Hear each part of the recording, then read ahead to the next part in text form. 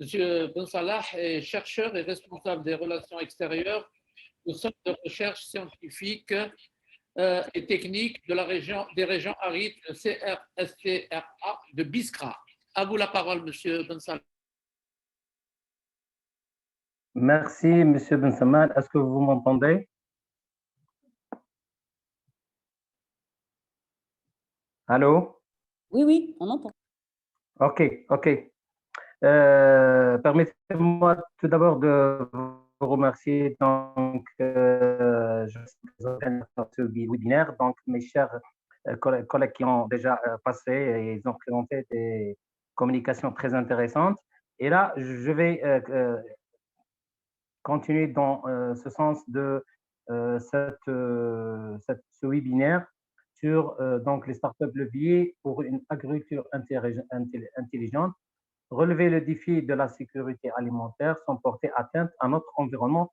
Ça, c'est très important parce on est en face pour répondre à un besoin donc, de sécurité alimentaire sans porter atteinte à notre environnement.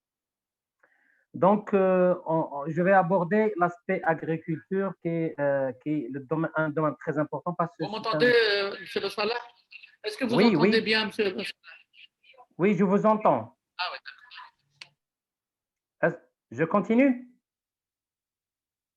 Allô? Allô? Moi, j'entends. Ouais, j'entends très bien. OK, OK. Donc, comme j'ai dit, donc l'agriculture est un secteur très important parce que il traite l'aspect donc économique et social.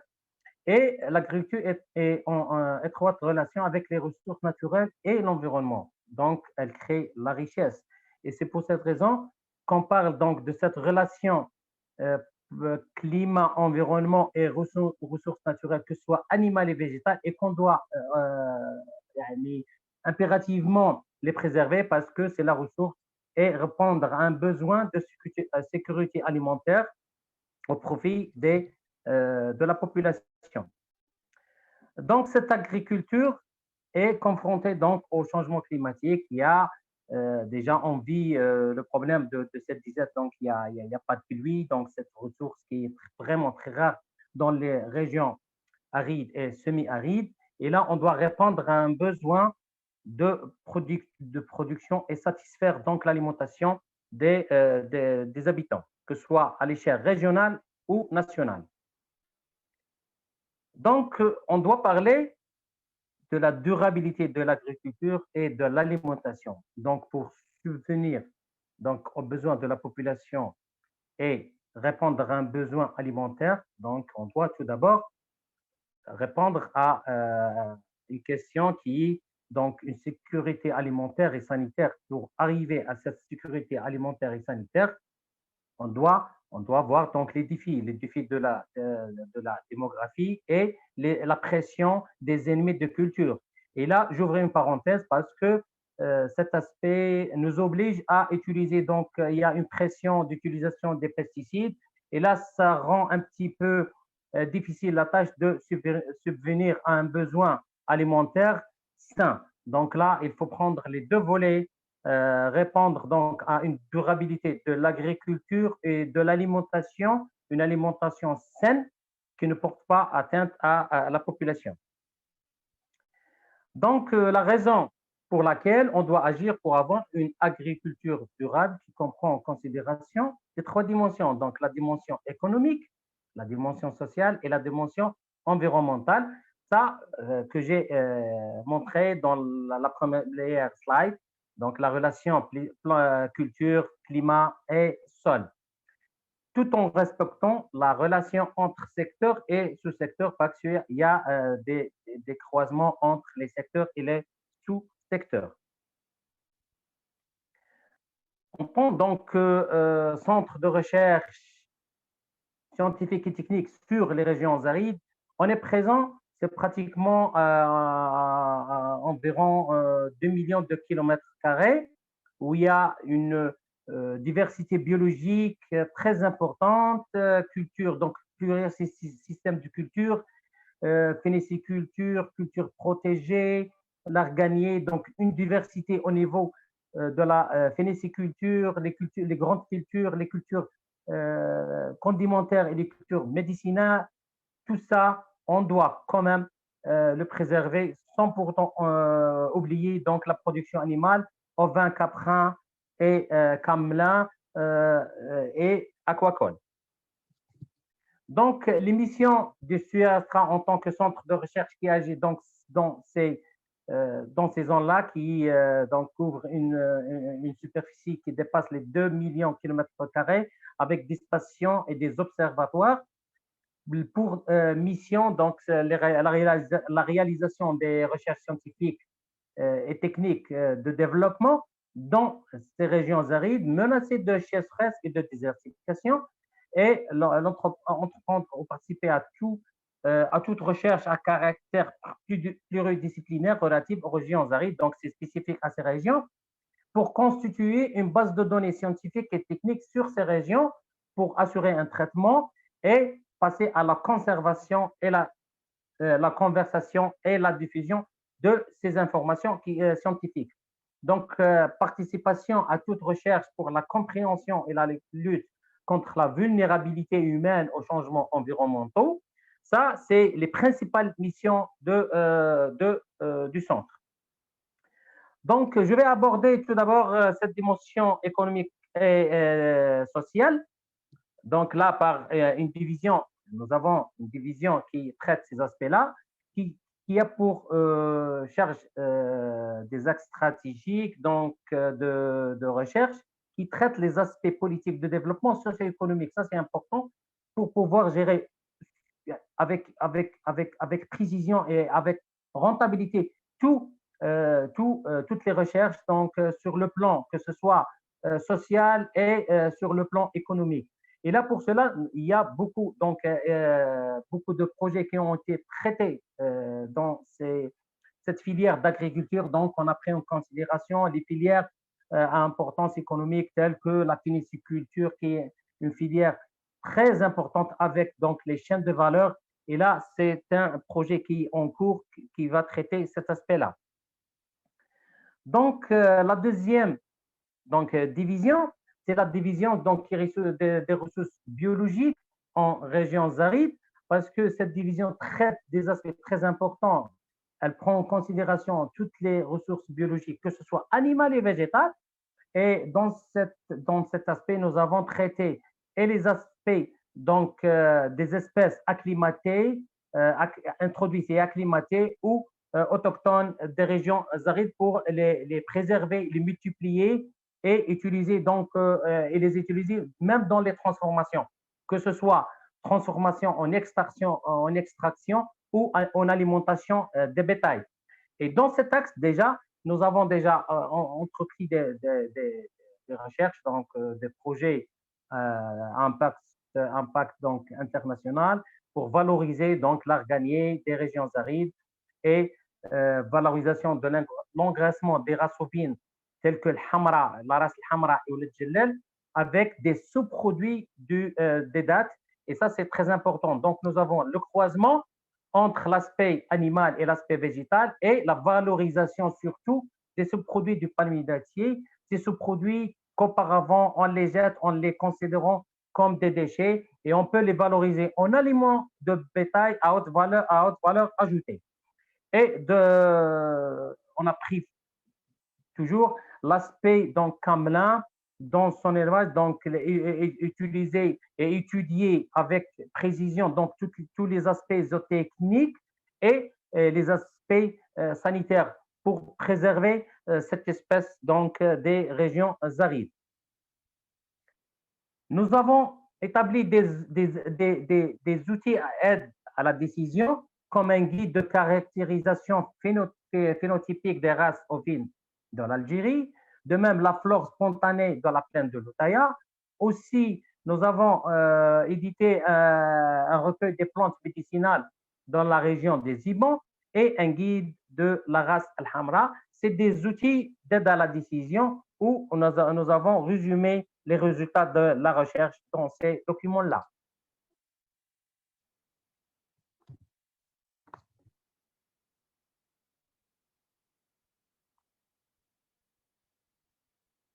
Aussi, nous avons traité donc un aspect très important, un aspect des espèces de la semence locale. Et ça, c'est très important pour préserver nos bioressources locales dans la région d'Ouadrir. Et nous avons un projet de la semence locale dans la région de Biskra. Et on va extrapoler donc vers d'autres régions pour préserver nos bioressources locales ou acclimatées dans l'optique de préserver ces bioressources de la déperdition et l'érosion génétique. Tout de même, nous avons édité un atlas floristique dédié à la vallée de Ouadrir parce que c'est important. Toutes donc, les bioressources végétales peuvent être destinées soit à l'alimentation animale ou à une transformation, que ce soit médicinale ou compostage. Et là, c'est très important. La valorisation de tous les sous-produits ou les produits issus des palmeraies nous mène à créer des startups, justement, des startups ou des micro-entreprises qui peuvent jouer le rôle donc à la fois économique et à la fois environnemental, parce que ces startups vont jouer un rôle de start-up ou de prestataire de services de nettoyage et de transformation. Et là, c'est très important, on va créer la richesse dans ces zones qui auparavant qualifiées de zones pauvres. Là, nous avons aussi édité un atlas des plantes ornementales des Ibans, et c'est un document qui précise donc et décrit toute la végétation existante, que ce soit introduite dans l'ère coloniale ou local qui est utilisé soit en haie ou en jardin botanique, en jardin public ou même dans la transformation des huiles essentielles. De même, nous avons donc, est-ce que vous, allô? On vous entend. Ah, d'accord, j'ai des coupes. De même, nous avons des outils donc, sur des cultures qui sont très, très importantes, donc la fenugrec, la nigelle, le cartame et le safran, comme des cultures à haute valeur ajoutée et qui peuvent être utilisées dans le condiment ou dans la transformation, dans les extractions et avoir des huiles essentielles qui sont destinées soit au niveau de la médecine ou pour la pharmacie. Nous avons aussi développé une fiche technique sur une espèce locale qui est la luzerne, donc une espèce thémacine, qui est très productive et le rendement il est très performant.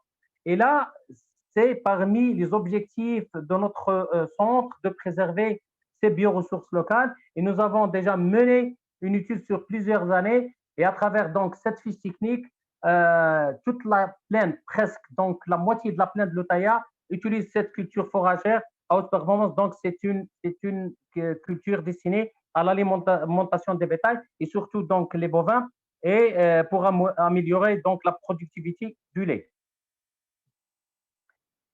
Donc, cette division de bioressources biologiques a pris en considération dans un cadre de projet Prima la valorisation justement de cette culture de safran, donc la culture du safran et les sous-produits de cette culture pour valoriser justement et la culture, donc le produit, les stigmates et les sous-produits de cette culture vers d'autres vertus, surtout médicales.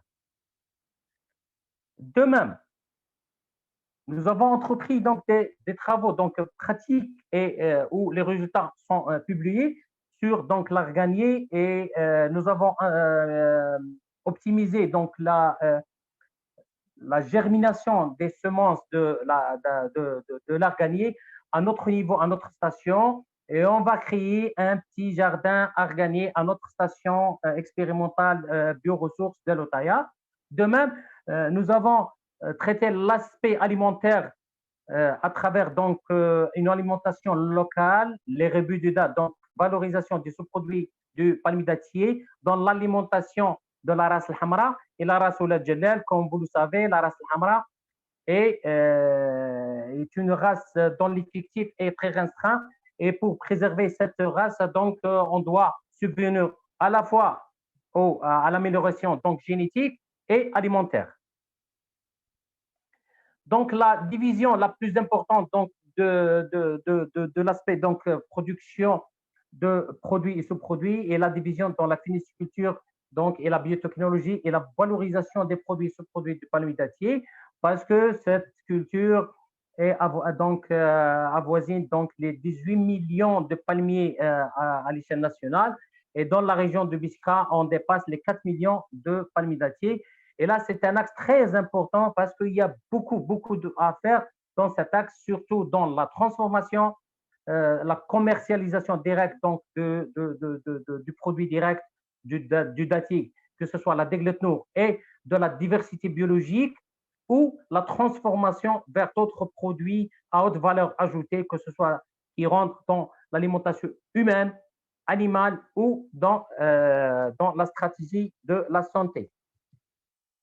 Pour cela, nous avons édité un document, donc un guide qui préserve surtout les dates destinées à l'exportation, les dates biologiques destinées à l'exportation ou la date conventionnelle destinée à l'exportation par un programme de lutte intégrée contre donc, la pyramide des dates qui est un organisme de quarantaine dont la lutte est obligatoire et l'exportation vers d'autres pays est interdite. Donc, c'est un organisme réglementé.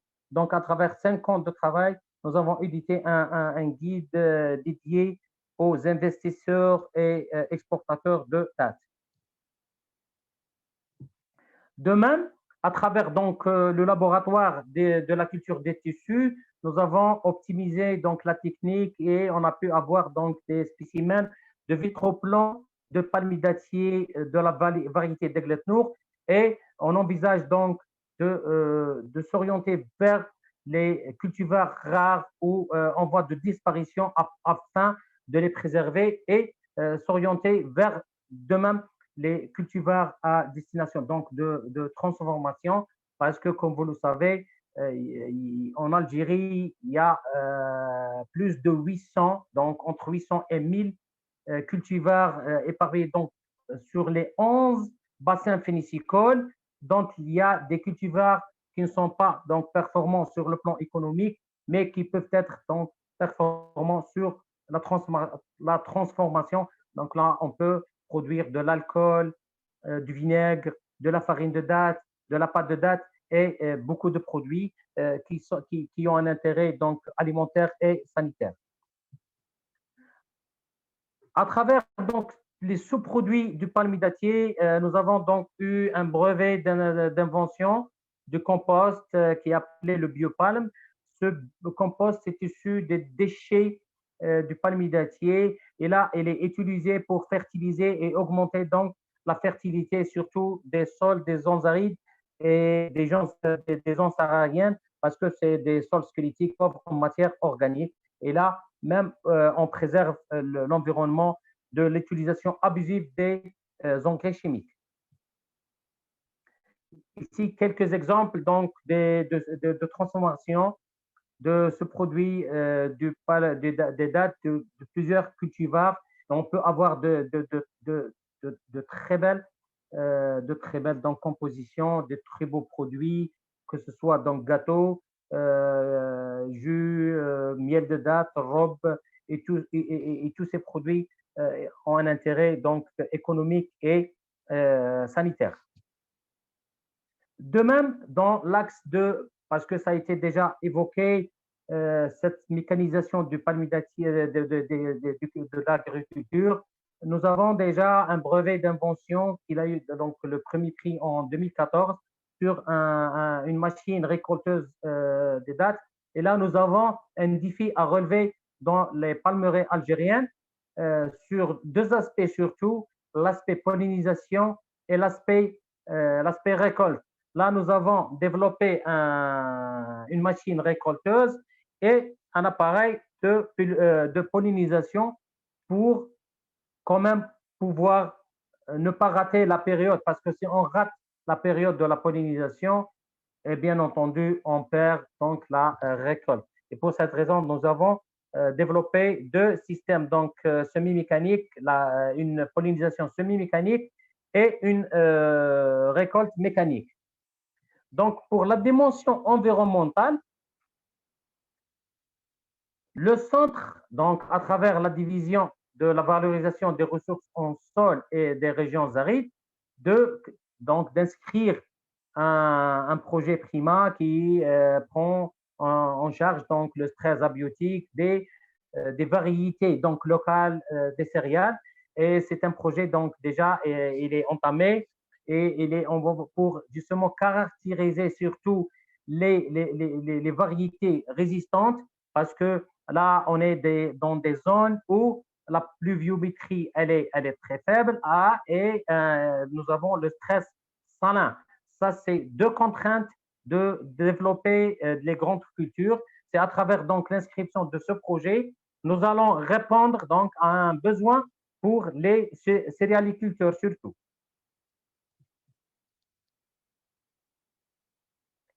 Donc, à travers la division de la gestion de la ressource en eau, nous avons développé un système intelligent, un système d'irrigation intelligent à distance qui prend en considération toutes les contraintes des régions arides, à savoir donc la salinité de l'eau, la salinité du sol, la texture du sol et le type d'irrigation. Et là, on peut justement répondre à un besoin exact des cultures au moment où ils ont besoin d'une irrigation intense ou faible. Là, pour se répondre à ce besoin, l'équipe irrigation a développé ce système. Ils ont eu le premier prix en 2019 et ils ont inscrit donc ce brevet pour répondre à un besoin d'irrigation dans surtout les zones arides, même dans les zones donc humides. Mais le plus important, c'est utiliser ce système pour préserver cette denrée rare et elle n'est pas renouvelable dans les zones arides et avec une eau salée et une eau très chargée en sel et des sols qui sont chargés en sel. Et là, pour répondre à ce besoin, l'équipe a pu quand même développer ce système, un système ingénieux qui répond à un besoin pratique des agriculteurs dans les zones arides. Donc, pour la potentialité, donc les potentialités qui peuvent les prendre en charge cette équipe d'irrigation parce qu'on souffre un petit peu de cette rareté de cette denrée qui est non renouvelable dans les zones arides. Ils peuvent quand même prendre en charge donc l'étude hydrogéologique des aquifères et faire l'écart donc avec les systèmes donc les systèmes d'information satellitaires de cartographie sur tous les sols et faire l'aptitude des cultures en fonction des données, des données réelles du terrain. Donc, ils ont inscrit donc un projet PRIMA qui prend en considération un système d'irrigation innovant dans les serres, donc les serres multichapelles, et savoir donc utiliser l'eau d'irrigation d'une manière vraiment très étudiée et subvenir aux besoins des cultures donc dans les conditions réelles du climat et du sol. Donc, pour la division et l'implication de cette division dans la recherche appliquée, cette division qui est la lutte contre la désertification et l'ensablement, ils ont pu quand même éditer un guide de lutte, un guide technique de lutte contre l'ensablement. C'est une technique pratique à appliquer et cette équipe donc de la station de Togourde, on peut quand même établir après des années d'études et étudier donc les mouvements des dunes. Et là, ils peuvent quand même préserver les axes routiers et les axes de chemin de fer. Et là, quand même, ils peuvent quand même contribuer à lutter efficacement contre ce fléau. Donc, la dernière division qui est une division d'écologie et d'écosystèmes arides et des risques climatiques, cette division est chargée donc de faire la cartographie donc des aléas climatiques. Pourquoi? Parce que c'est des données qui sont utilisées, que ce soit par les agronomes, par les chargés de l'irrigation et par ceux qui utilisent donc la cartographie. Donc, c'est des données qui peuvent être utiles surtout pour faire les cartes de vulnérabilité des cultures ou l'aptitude culturelle. De même, le diagnostic et la veille écologique surtout des cultures qui sont menacées par le tremblement ou par les variations climatiques. Ça, c'est très important. C'est très important pour préserver toutes ces cultures. Augmenter, donc, veiller à n'importe quel risque, surtout si on a cette veille écologique est bien faite, là, on peut déjà faire la veille phytosanitaire parce qu'il y a beaucoup de fléaux qui, qui sont liés à ces changements qui sont les changements climatiques. Et là, on peut faire ou établir des plans de gestion de veille, alerte précoce pour lutter efficacement contre ces fléaux qui ont une une influence très négative sur la production, que ce soit en palmeraie ou dans les cultures, à savoir, donc, si on prend le cas de la pomme de terre dans l'ouest soufre, on peut déjà préserver toutes ces cultures et on ne peut pas épargner aussi les grandes cultures, surtout parce que c'est des espèces, des espaces étendus et on trouve des difficultés à contrôler tous ces espaces sans l'utilisation de ces outils à aide à la décision, à savoir la cartographie et la veille.